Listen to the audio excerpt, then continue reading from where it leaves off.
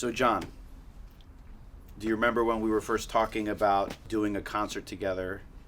I came to visit you at your home, 2019. What was it like having someone from my generation come and spend time with you playing the music? I welcomed the opportunity. It was like having a new generation come and try and get something from an old generation, if you will, and I commend you for your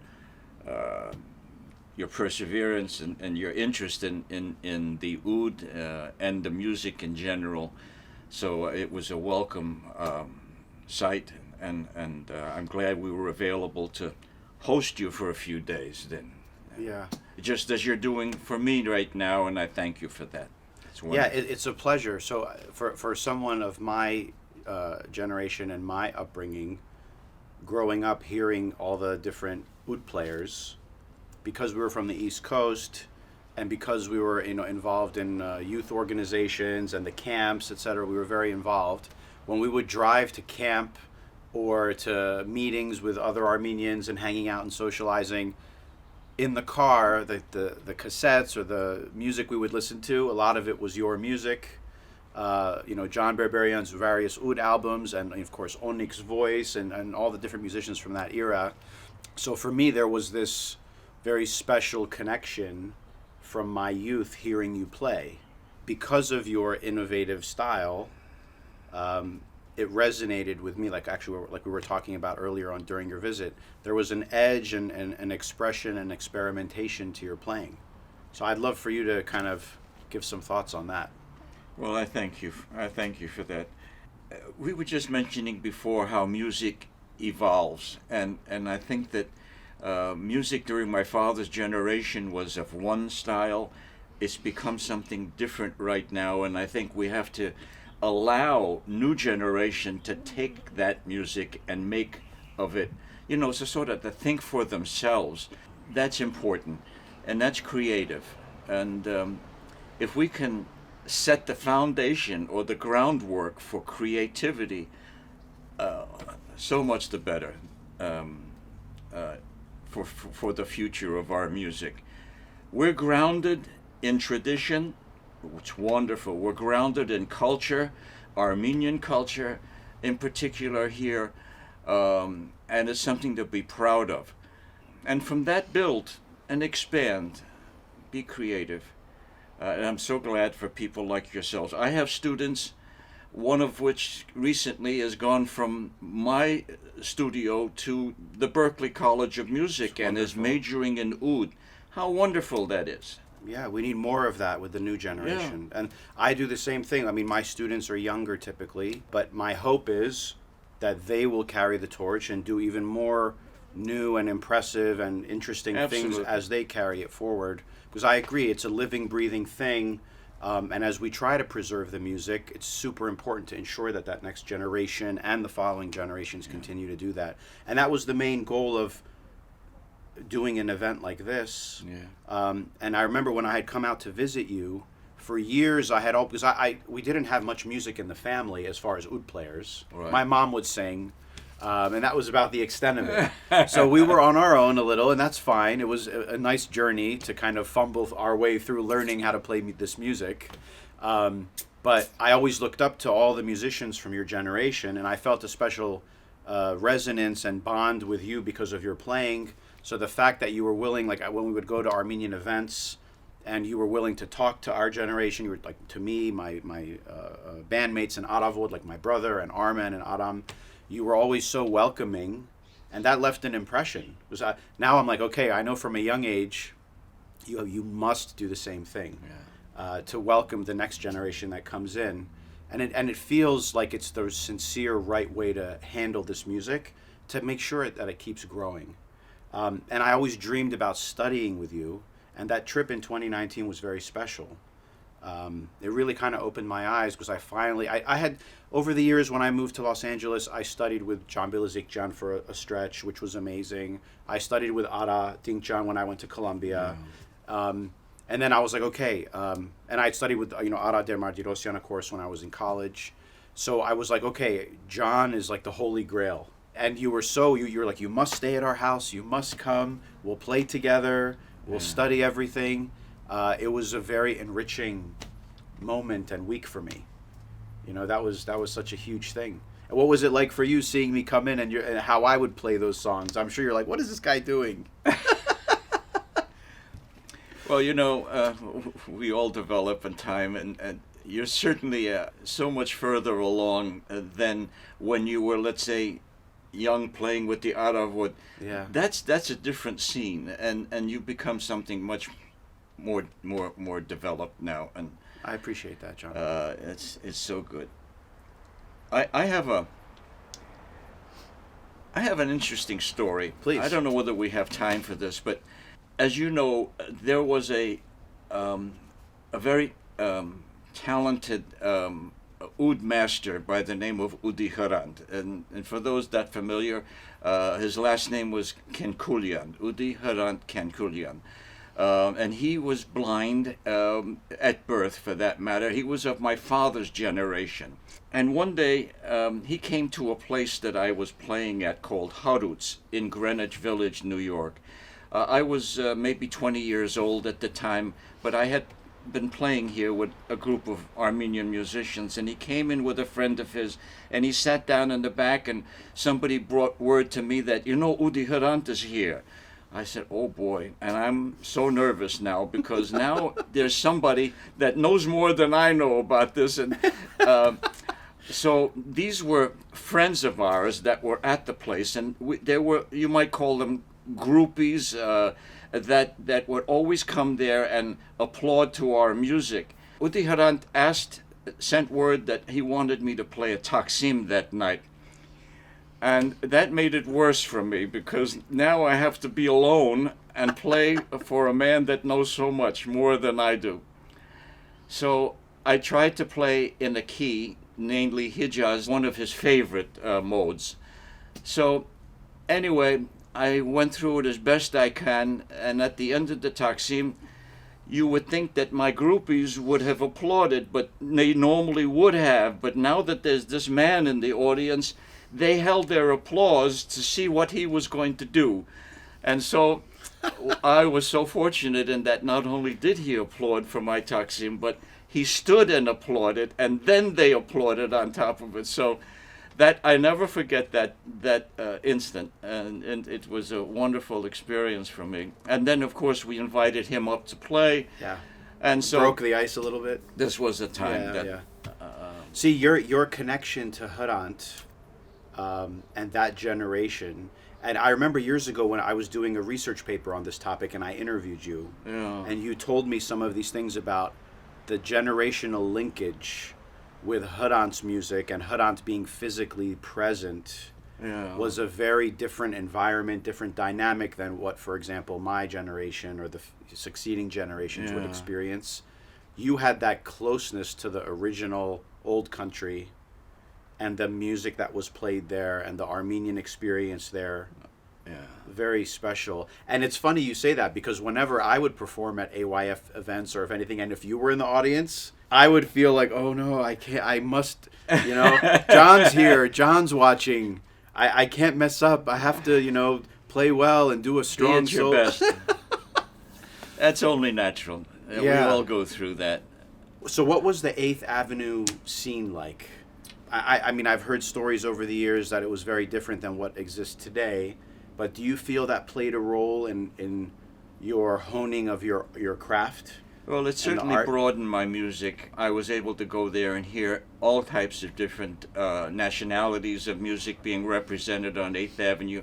It wasn't just or only Greek music. And we had famous musicians come. I was able to meet them, to see them, to actually shake their hand or whatever. As a matter of fact, one of the Greek club owners said to me, and I'm a teenager, I want you to come and manage this group over here. I said, wait a second, they're all 60, 70-year-old people and you want me to... I said, no. Nevertheless, I had a wonderful experience with that. Yeah, and one of the things to me in listening to your discography was the experimentation that you did with others, like with jazz and rock. That was something that kind of course you played folk music and the traditional music, but working in those other areas with other musicians and other musical paradigms and musical genres, that really stood out to me as a listener growing up in America. Yes. That resonated very much with me because I had interests in rock and jazz and experimentation and fusion. And George did a little bit too. George Yes. McGritty-Chen with that Chimera record. And you had Oud and the Fuzz. Yeah. And even throughout your folk recordings, there was a little hint of syncopation and, you know, some of the stylistic things you would do was very unique. It stood out to me as a listener and as an aspiring Oud student. Where do you think that came from in terms of how that flowed through you when you played? You know, I think that the greatest influence on my oud playing was my father, who played. I was fortunate in having the oud and the music in my home as I grew up.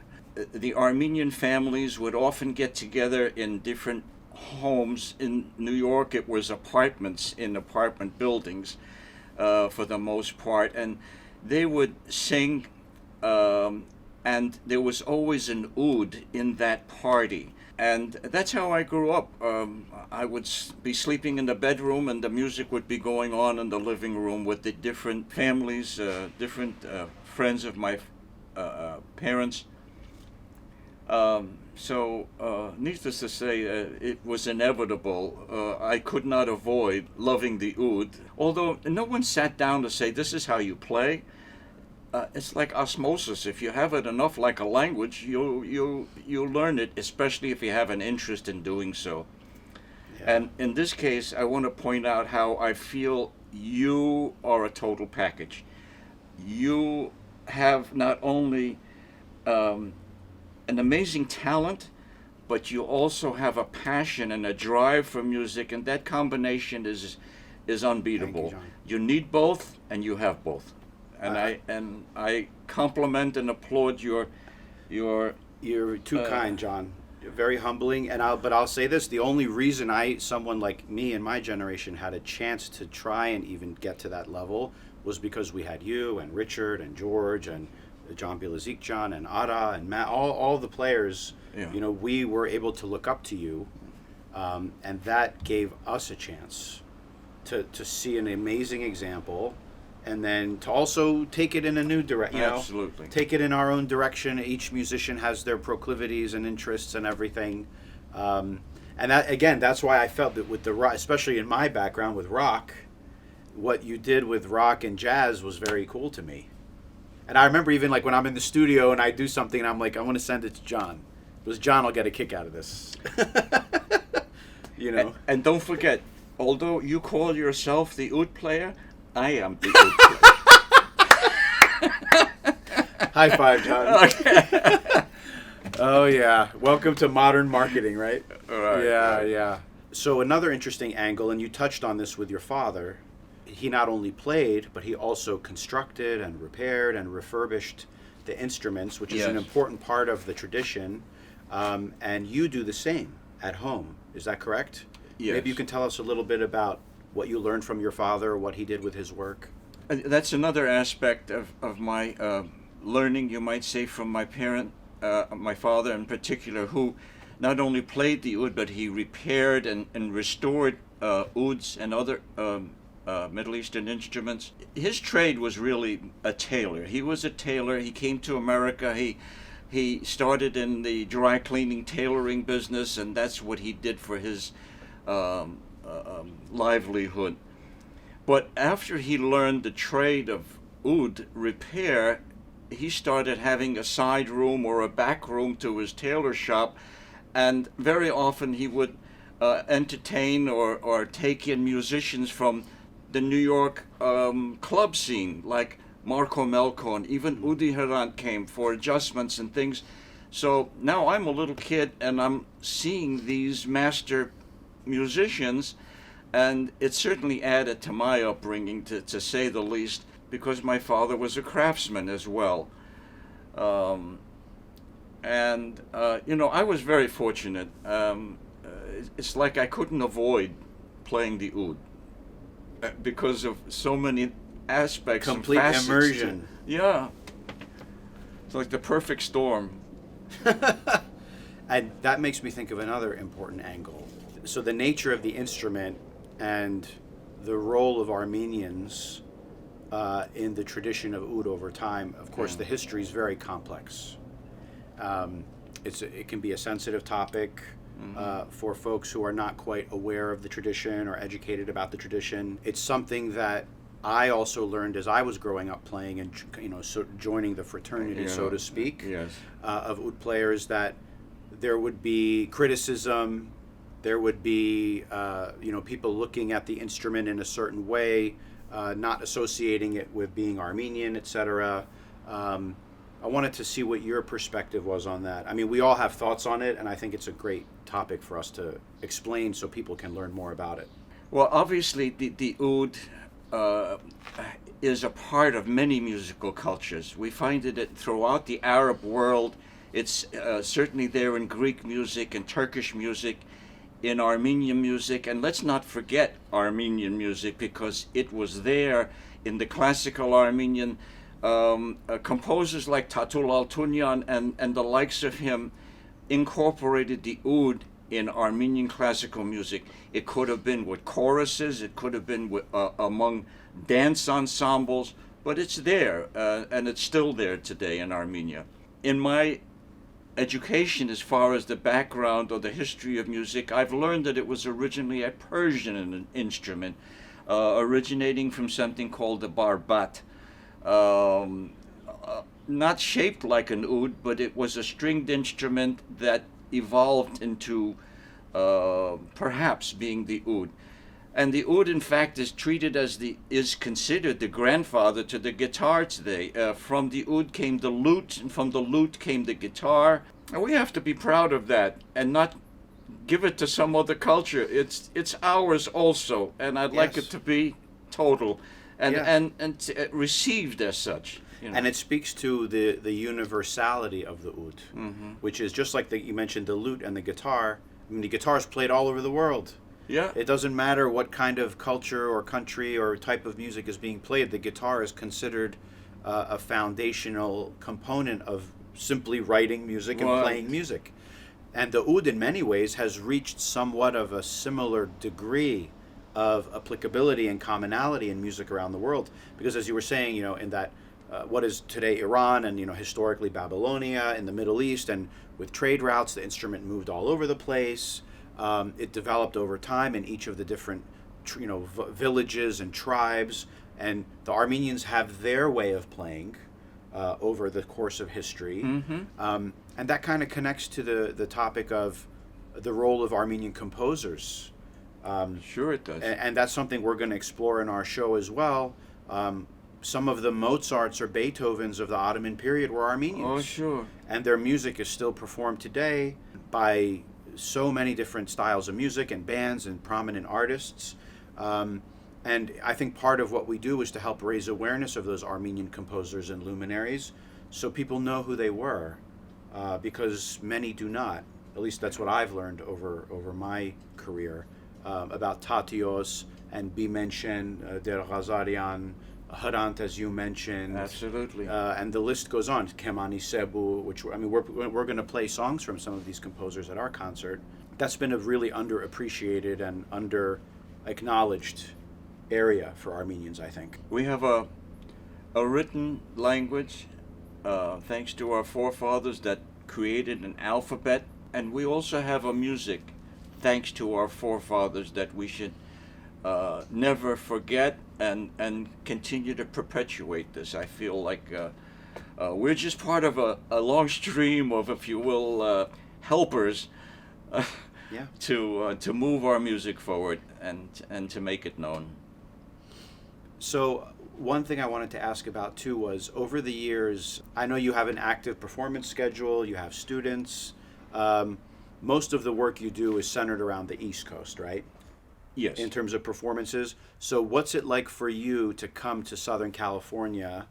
I know you've come before, of course. Yes. So what is the experience like to come to Southern California and share your music to a whole new community, a whole new audience? Tell us a little bit about that. Well, I'll tell you, the reception has been unbelievable for me here. especially this time. I'm seeing things being written about and so forth, and to a great degree, I thank you for the reception you're giving me, and, Of course, John, for the it's the least we could publicity do. that's happening. It's really heartwarming to be out here. So many of the Californians came from the East Coast years ago.